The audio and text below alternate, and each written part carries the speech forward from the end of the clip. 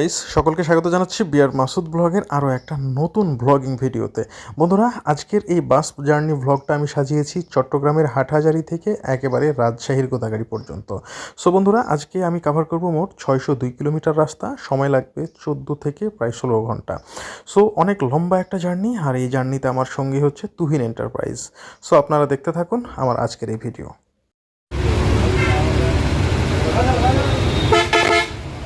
বসন্তের আগমন, সোনালি বিকেল, সেই সাথে রমজান মাস। আজকে 10ই রমজান।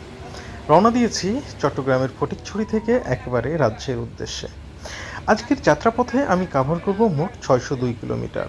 যদিও বা এই গাড়িটি অর্থাৎ তুহিন এন্টারপ্রাইজ মোট যাত্রাপথে কাভার করবে 625 কিলোমিটার, বাট আমি 23 কিলোমিটার আগেই নেমে যাব এবং সময় লাগবে আনুমানিক 14 থেকে 16 ঘন্টা।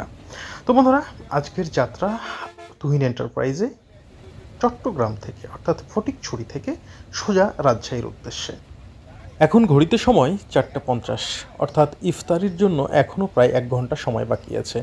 আমরা আশা করছি বায়ুজিৎ গোস্তামি অথবা একে খান এই সমস্ত জায়গাতে গিয়ে ইফতার করব। আমি সুপারভাইজারকে জিজ্ঞেস করেছিলাম ইফতারের সম্ভাব্য সময় বা স্থান কোনটা। তিনি আমাকে বললেন যে আমরা চেষ্টা করতেছি একে খানে ইফতার করার। তো বন্ধুরা, 16 ঘন্টার এই জার্নিটা আমরা শুরু করেছি আজকে বিকেলে, পুরো রাত্রি কাভার হবে। এরপর হয়তো আগামীকালকে সকাল 8:30-9টা নাগাদ আমরা পৌঁছবো আমাদের গন্তব্যে। সো এটা একটা দীর্ঘ, লম্বা এবং অতি লম্বা জার্নি। বাংলাদেশের লম্বা যে কয়েকটা বাস জার্নি আছে তার মধ্যে অবশ্যই রাজশাহী টু চট্টগ্রামের যাত্রাটা নাম্বার অনেরে রাখতে হবে, কারণ এই পথটা অনেক অনেক বেশি লম্বা। যাই হোক, দেখতে দেখতে আমরা চলে এসেছি অক্সিজেন থেকে। এখন গাড়ি ডান দিকে টার্ন নেবে এবং সোজা এই টেক্সটাইল রোড ধরে সোজা সামনের দিকে চলে যাবে। তারপরে আবার ডান দিকে মোড় নিয়ে গাড়িটি ধীরে ধীরে চলে যাবে হচ্ছে একেবারে একে খানের দিকে, এবং তারপরে সেখানেই সম্ভাব্য সময় আমাদের বা সম্ভাব্য স্থান যেখানে আমরা ইফতারি করব, এবং ইফতারের পরে আবারও গাড়ি সোজা সামনের দিকে রওনা দিবে।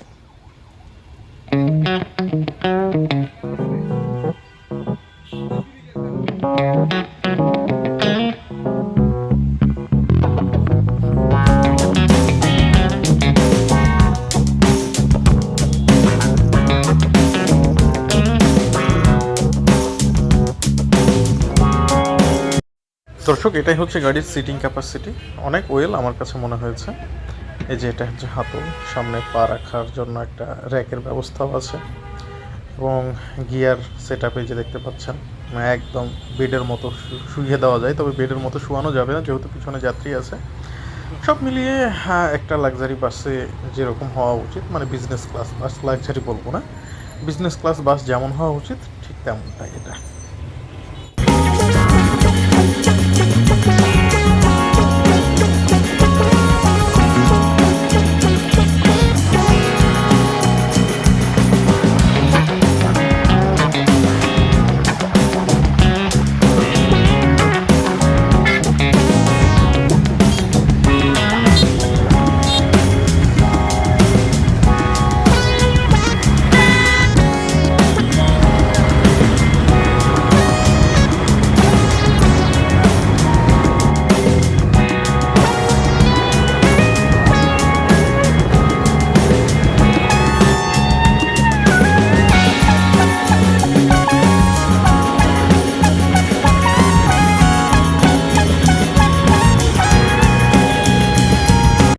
ইফতারি টাইম হয়ে গেছে, এখন আমরা ইফতারি করবো আর কি।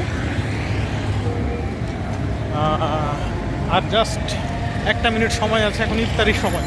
ইফতারি করে তারপরে আবার গাড়িতে উঠবে। যে পিছনে আমার গাড়ি দাঁড়িয়ে আছে দেখতে পাচ্ছি।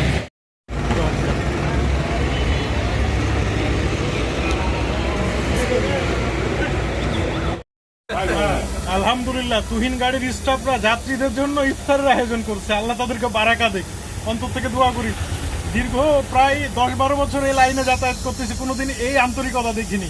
একমাত্র তুহিন গাড়ির স্টাফদের মধ্যে দেখলাম। আল্লাহ যা দেখ, উত্তম যা দেখ তাদেরকে। আলহামদুলিল্লাহ, আজকে 10ম ইফতার শেষ করলাম। তবে আজকের অভিজ্ঞতাটা সত্যি অন্যরকম। তুহিন গাড়িতে করে যাচ্ছি চট্টগ্রাম থেকে রাজশাহী। তো দেখলাম, আমি প্রথমে নেমে গিয়েছিলাম ইফতার করার জন্য, তারপরে দেখলাম যে গাড়ির স্টাফরা আমাকে খুঁজছে। এরপর তারা বলছে, ভাই আপনাদের জন্য ইফতারের ব্যবস্থা করা হয়েছে, প্লিজ গাড়িতে আসেন। তো সত্যি, আর যাই হোক, আয়োজনটা যেমনই হোক না কেন, মনটা ভরে গেছে ভাই। সত্যি কথা, এই ভালো লাগাটা কোটি টাকা দিয়েও পাওয়া যায় না। ইফতারি শেষে আমাদের গাড়ি আবারও চলতে শুরু করেছে তার নিয়ম মেনেই। তো বন্ধুরা, এরপরে আমাদের প্রথম যে যাত্রা বিরতিটা হবে অর্থাৎ ফরমালি, সেটা হচ্ছে কুমিল্লা ক্যান্টনমেন্টে। সো কুমিল্লা ক্যান্টনমেন্ট যেতে যেতে কমপক্ষে আরও 2 থেকে 2.5 ঘন্টা সময় লাগবে। তো এই টাইমটা একটু রেস্ট করছিলাম, যার কারণে আর তেমন একটা কাভার করিনি। এরপরে যখন মানে কুমিল্লা ক্যান্টনমেন্টের কাছাকাছি অর্থাৎ রেস্টুরেন্টের কাছাকাছি পৌঁছাই, ঠিক তখন থেকে আবার আমি ভিডিও ধারণ শুরু করি। তো এই যে দৃশ্যটা দেখছেন, এটা হচ্ছে ভাটিয়ারির দৃশ্য, অর্থাৎ বিএমএ এর আশেপাশে এলাকা, বাংলাদেশ মিলিটারি একাডেমি যে ভাটিয়ারি, সেই ভাটিয়ারির আশেপাশে এলাকার ছবি। যাই হোক, দেখতে দেখতে আমরা চলে এসেছি কুমিল্লার ক্যান্টনমেন্ট। এখন আমাদের হোটেল বিরতি হবে।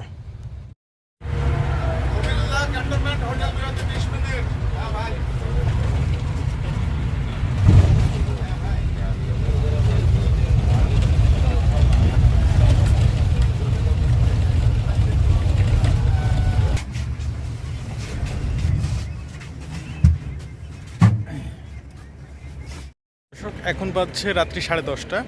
এসে পৌঁছেছি কুমিল্লা ক্যান্টনমেন্টের একটা হাইওয়ে রেস্টুরেন্ট, নাম হচ্ছে খন্দকার ফুড গ্যালারি। এখানে হচ্ছে আমাদের প্রথম যাত্রা বিরতি, যদিও বা ইনফরমালি প্রথম যাত্রা বিরতিটা হয়েছিল ইফতারির সময়। এখন হচ্ছে ফরমালি কুমিল্লাতে সেকেন্ড যাত্রা বিরতি হবে হচ্ছে সিরাজগঞ্জ অথবা টাঙ্গাইলে, অর্থাৎ সাহারির সময়। তো দেখতে থাকুন, আর অবশ্যই লাইক এবং সাবস্ক্রাইব করে পাশে থাকুন। এবং সত্যি কথা বলতে, তুহিন এন্টারপ্রাইজে যাত্রা যদি আপনিও করেন, আমার মনে হয় যে আপনি স্যাটিসফাই হতেই হবে আপনাকে। বেসিক্যালি এই সমস্ত হোটেলগুলোতে গরিব বা নিম্ন মধ্যবিত্তদের জন্য আসা একদমই ঠিক না। মানে কি বলবো, দুঃখের কথা, এখানে ন্যূনতম আপনি যেভাবেই খান 300 টাকার নিচে আপনি কোনোভাবেই পারবেন না। ইভেন এই এই জায়গাতে একটা জিনিস দেখলাম যে আমি ওয়াশরুমে গেলাম, ওয়াশরুমে যাওয়ার পরে মানে মুখ হাত ধোয়ার পরে ওইখানে যে ক্লিনার ছেলেটা ছিল এসে আমাকে একটা টিস্যু ধরায় দিল। ঠিক আছে, এখন সে আমার কাছ থেকে 20 টাকা দাবি করে বসতেছে, মানে 2 প্লাই টিস্যু দাবি করে বসতেছে যে স্যার কিছু দিয়ে যান, হ্যাঁ অন্তত 20 টাকা দেন। মানে আমি চিন্তা করতে পারছি না যে ডাকাতিরও তো একটা লিমিট থাকে, কিন্তু এখানে আসলে কি, তবে আমার কাছে মনে হয় যে এই বিষয়গুলো কর্তৃপক্ষের দেখা উচিত, যদিও বা তেমনভাবে কেউ এগুলো দেখে না। যাত্রাপথে আমরা কাভার করে ফেলেছি প্রায় 214 কিলোমিটার রাস্তা এবং প্রায় সময় লেগে গেছে আমাদের 6 ঘন্টা। আশা করছি আমরা সাহারি করব হয়তোবা টাঙ্গাইল অথবা সর্বোচ্চ সিরাজগঞ্জ। তবে দেখা যাক রাস্তা কোথায় নিয়ে গিয়ে আমাদেরকে সর্বশেষ সাহারি করায়। যদি এরকম হোটেল হয়ে যায় তাহলে সাহারি করা অনেকের জন্যই কষ্টকর হবে। তবে আশা করছি টাঙ্গাইল এবং সিরাজগঞ্জের হোটেলগুলো এমন হবে না।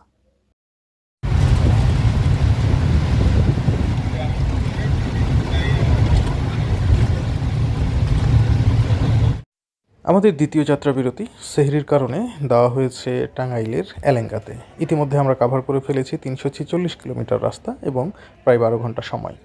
সো বন্ধুরা, এখানে আমরা এখন সাহারি করব। সাহারি করে তারপরে আবার রওনা দেব সোজা রাজশাহীর উদ্দেশ্যে। এরপরে হয়তো আর কোনো হল্ট নেই। বিশেষ করে আমাদের সময়টা বেশি লেগেছে মুন্সিগঞ্জ, নারায়ণগঞ্জ এই সমস্ত এলাকাতে, কারণ এখানে প্রচণ্ড ট্রাফিক জ্যাম হয়, যার কারণেই এত দেরি। দর্শক, এখন বাজছে রাত্রি 4:30। দাঁড়িয়ে আছি টাঙ্গাইলের এলেঙ্গাতে, শুকতারা হোটেল অ্যান্ড রেস্টুরেন্ট, মাঝারি মানের একটা হোটেল। তবে খাওয়া দাওয়ার খরচ তুলনামূলক অনেক কম, মোটামুটি ভালো। এবং ইতিমধ্যে আমি সেহরির পাট শেষ করলাম, আর কিছুক্ষণের মধ্যে সেহরি খাওয়ার সময়ও শেষ হয়ে যাবে।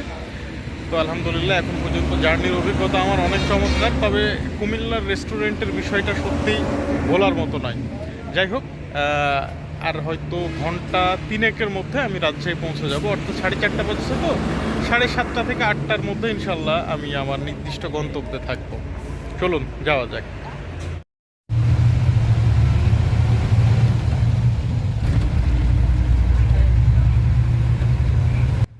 সাহারি খেয়ে একটা হালকা তন্দ্রাচ্ছন্ন ভাব চলে আসে, আর আমিও ঘুমিয়ে যাই।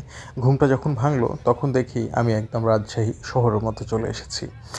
এখন ঘড়িতে সময় প্রায় 8:40। আমরা আমাদের জার্নির প্রায় 16 ঘন্টা সময় অতিক্রম করে প্রায় 17 ঘন্টা শেষ হতে চলেছে।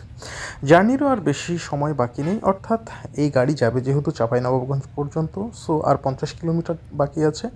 আর আমি আনুমানিক আর 25-26 কিলোমিটার দূরেই নেমে যাব।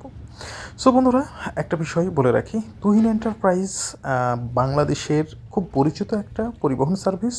বাংলাদেশে দূরপাল্লা এবং অতি দূরপাল্লায় সার্ভিস দিয়ে থাকে এবং এদের ভাড়া খরচ তুলনামূলক অনেক কম। অন্যান্য বিজনেস ক্লাসে যেখানে ভাড়া 13 থেকে 1400 টাকা, আমি যে দূরত্বে ট্যুর করলাম সেখানে তাদের ভাড়া মাত্র 900 টাকা।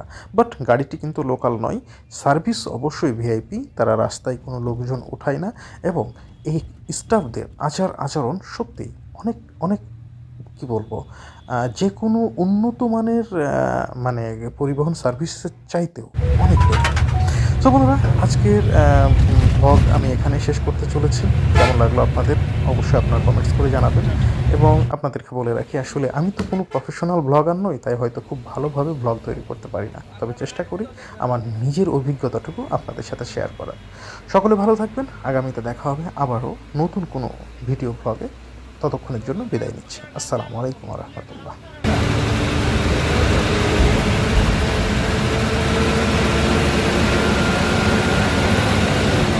টাকা দেবে না, 30 টাকা দেবে না, কেন দেবে?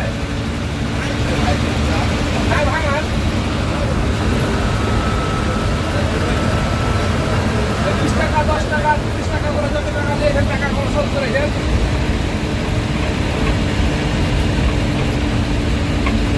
লোকাল সাইড গাড়ি সবসময় ভাঙতে টাকা লাগবে দোকানে। ভিআইপি গাড়ি নাকি হানে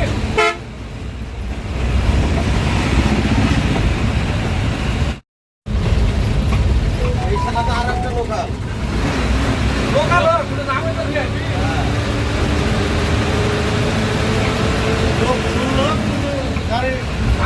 লোকালে খারাপ বিশ্বাস করবে কিনা জানি না। আমরা 50 টাকা যাতে উঠাই না গাড়িতে, ওরা 20 টাকার 10 টাকার উঠাই। ভাই দাঁড়াবো, 20 টাকা যাতে আমরা উঠাই না।